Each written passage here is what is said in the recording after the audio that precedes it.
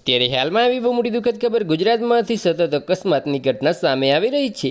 એવામાં ભરૂચ જિલ્લામાં અંકલેશ્વર શહેરમાં એક ગંભીર અકસ્માત સર્જાયો હતો, જેમાં એક મહિલાનું મોત નીપજ્યું હતું। અંકલેશ્વરમાં કોસોમડી નજીક ટ્રકની હડફેટે આવી જતા બાઇક પર સવાર મહિલાનું મોત નીપજ્યું, જ્યારે પતિ અને બાળકને ઈજા પહોંચી તેમને સારવાર હોસ્પિટલ ખસેડવામાં આવ્યા છે। અંકલેશ્વરના વાલિયા રોડ પર વધુ એક અકસ્માતની ઘટના સામે આવી છે।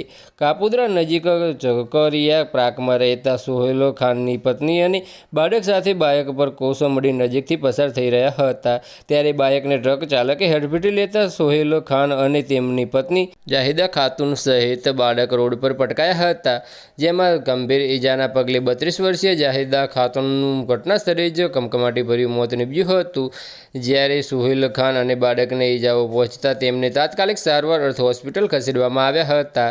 જો કે ટ્રક ચાલક અકસ્માત સર્જી ટ્રક મૂકી ફરાર થઈ ગયો હતો। ઘટનાની જાણ થતાં જીઆઈડીસી પોલીસને તથા પોલીસનો કાફલો દોડી આવ્યો હતો। બસ આજ માટે આટલું જ, અને મારી યુટ્યુબ ચેનલ પર નવા હોય તો લાઇક, શેર અને સબસ્ક્રાઈબ કરી દેજો। ધન્યવાદ।